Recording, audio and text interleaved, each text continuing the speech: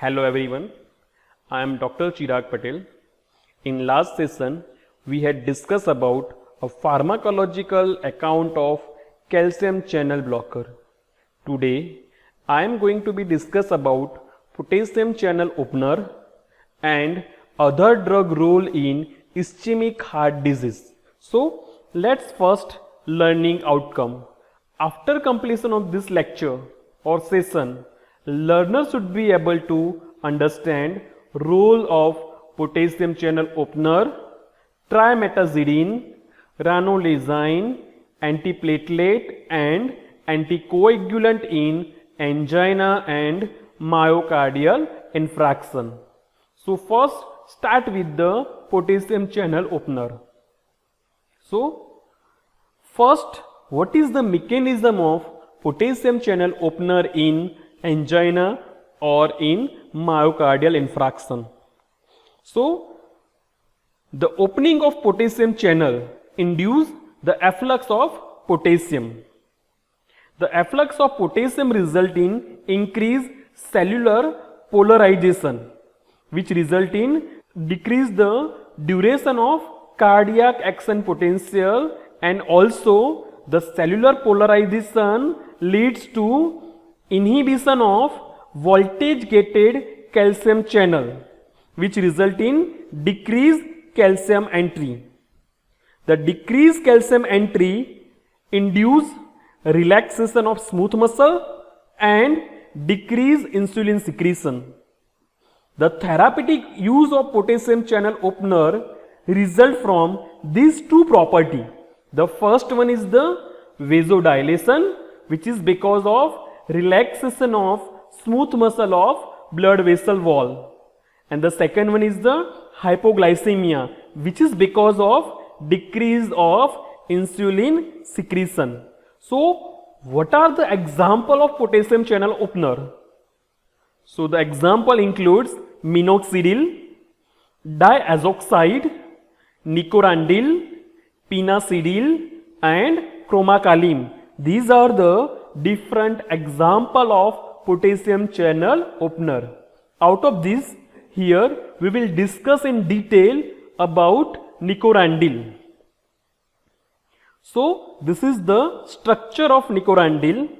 Nicorandil is the novel anti-anginal drug which produces effect by two mechanisms. The first we already discussed, it activates ATP sensitive potassium channel which hyperpolarizing the vascular smooth muscle, and the second one is the like nitrate, it also acts as nitric oxide donor which relax the blood vessel by increasing cyclic GMP. Thus, nicorandil is dilate artery as well as vein. Nicorandil also dilate the epicardial conducting vessel of coronary arteries and deeper resistance vessel, which leads to nicorandil increase the coronary blood flow. The mitochondrial potassium channel opening by nicorandil is believed to exert myocardial protection. The side effect of nicorandil includes flushing, palpitation, headache, dizziness, nausea and vomiting. It causes also painful ulcer in mouth which heal after stopping nicorandil. Nicorandil is indicated for treatment of chronic stable angina pectoris.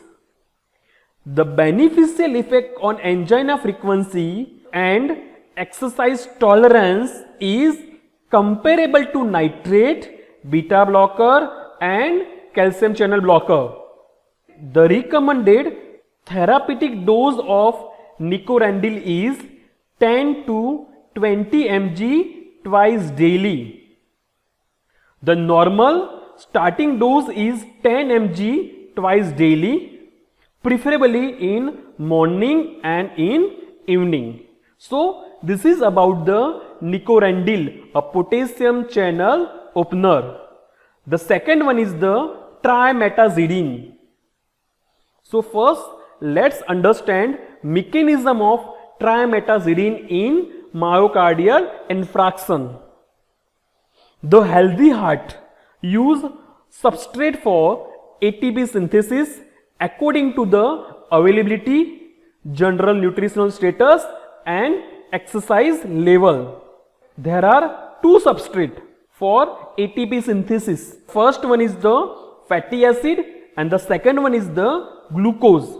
In the first, the heart synthesizes ATP with the help of beta oxidation. So in this stage, the fatty acid initially after so many steps convert into the 3-ketoacyl coenzyme A. This 3-ketoacyl coenzyme A in the presence of long chain 3-ketoacyl coenzyme thiolase convert into the acetyl coenzyme A, and then this acetyl coenzyme A enter into the Krebs cycle. The second substrate is the glucose. So with the help of glycolysis, the acetyl coenzyme is synthesized from the glucose and then it also enter into the Krebs cycle. After that, in the Krebs cycle, synthesize ATP by using the oxygen. So this is the fatty acid oxidation and this is the glucose oxidation. By fatty acid oxidation, acetyl coenzyme is synthesized, and by glucose oxidation also acetyl coenzyme is synthesized. For given amount of oxygen consumed, glucose metabolism producing about 15% more ATP as compared to the fatty acid metabolism. So during mild or moderate ischemia, myocardial cell respond by accelerating glucose uptake to generate enough ATP to maintain ionic gradient and calcium homeostasis. In brief, during mild or moderate ischemia, heart synthesize the ATP by glucose oxidation, where paradoxically during prolonged and severe ischemia, the myocardium continue to derive most of its energy from beta oxidation. In this condition, the high rate of fatty acid oxidation further inhibit glucose oxidation due to competitive interaction. Therefore, when there is a low availability of oxygen, fatty acid oxidation has an unfavorable effect on cell which require more oxygen and producing less ATP, and it increase proton production which has potential to accelerate sodium and calcium overload in the heart, which leads to increased ischemic injury and decreased cardiac efficiency. So during prolonged and severe ischemia, our heart synthesize the ATP from the fatty acid oxidation, and which leads to the increase of ischemic injury and decreased cardiac efficiency. So the drug trimetazidine inhibit long chain 3-ketoacyl coenzyme thiolase, which is responsible for conversion of 3-ketoacyl coenzyme to acetyl coenzyme A, and it inhibit beta oxidation, which resulting decrease the beta oxidation. The further detail of trimetazidine is discussed into the next slide.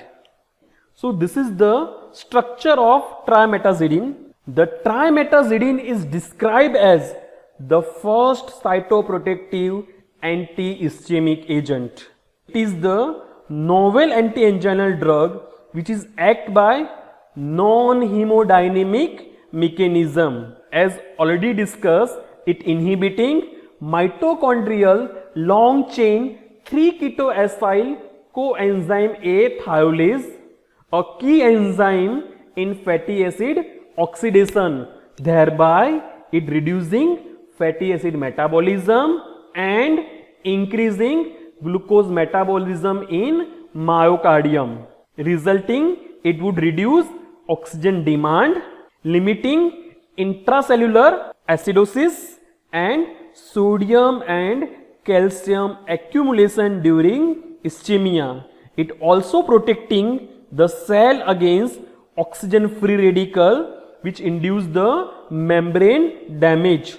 If we talk about the pharmacokinetic, the trimetazidine is absorbed orally, partly metabolized and largely excreted unchanged in urine. The half-life is the 6 hours. It is generally well tolerated. The side effects are gastric burning, dizziness, fatigue and muscle cramp. It also reported that trimetazidine cause reversible Parkinsonism. There is no effect on determinant of myocardial oxygen consumption, but the angina frequency is reduced and exercise capacity is increased by trimetazidine. The patient who are not adequately controlled by long-acting nitrate, beta blocker, calcium channel blocker, the addition of trimetazidine further reduce the anginal attack and increase exercise duration. Trimetazidine is also indicated for visual disturbance, tinnitus and Meniere's disease. So, mechanism and role of trimetazidine in angina. The next is the similar drug ranolazine. This is the structure of ranolazine. Ranolazine is exert anti-anginal effect without reducing heart rate or blood pressure. Ranolazine produces effect by 3 mechanisms. The first, ranolazine spare fatty acid oxidation and shift ATP production to more oxygen efficient carbohydrate or glucose oxidation. Second, it also inhibit late sodium current in myocardium, which indirectly inhibit calcium entry. And the third one is it reduce calcium overload in myocardium, which is due to ischemia. And these may play an important role in cardioprotective action of ranolazine. Currently, ranolazine is indicated alone or in combination with the amlodipine, beta blocker or nitrate for the treatment of chronic angina. The recommended initial dose is 500 mg orally twice daily, which can be escalated as needed to a maximum of 1000 mg twice daily. Ranolazine may be safely administered for symptomatic relief after unstable angina, but it does not appear to significantly improve the underlying disease cause. So, this is in brief, the role of ranolazine in angina. And the last is the initial antiplatelet and anticoagulant role into the acute coronary syndrome. Platelet play an essential role in pathogenesis of atherothrombotic event, justify the use of antiplatelet agent in their prevention.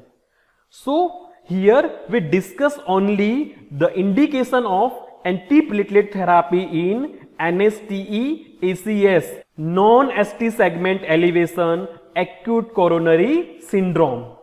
So, initially a non-entry coated chewable aspirin 160 mg to 325 mg should be given to all patients with non-ST segment elevation acute coronary syndrome without contraindication as soon as possible after appearance of symptom.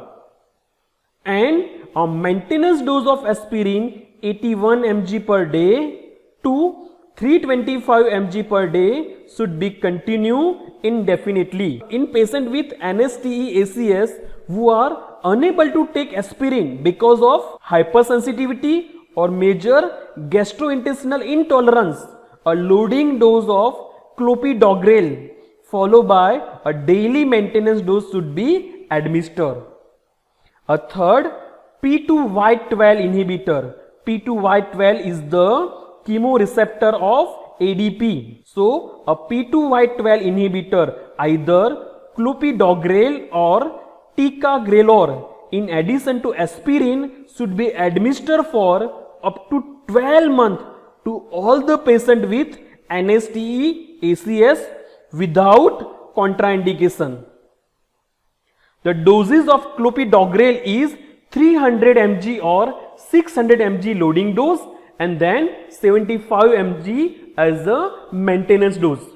Where in case of the ticagrelor, 180 mg loading dose and then 90 mg twice daily as a maintenance dose.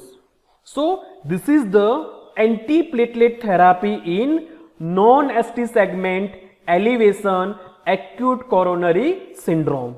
The next is the anticoagulant.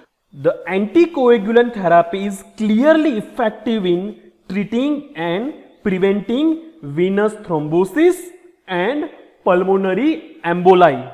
In patients with NSTE ACS, anticoagulation in addition to antiplatelet therapy is recommended for all patients irrespective of initial treatment strategy.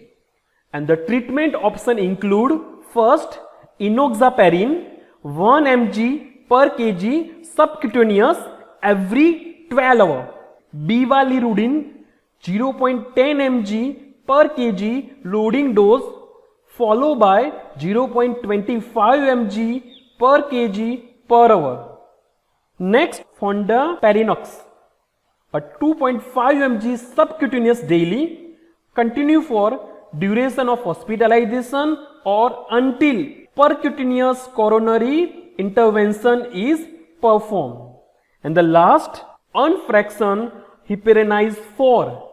Initial loading dose of unfractionated heparinase 4 is 60 international unit per kg with initial infusion of 12 international unit per kg per hour, which continue for 48 hours or until percutaneous coronary intervention is performed. So this is the anticoagulant therapy in non-ST segment elevation ACS.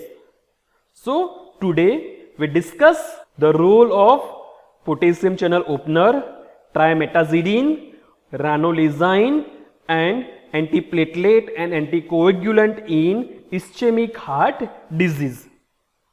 These are the references which is used to prepare this video. Thank you. If you have any question, then you can find me at patelchirag17787 @gmail.com. Thank you.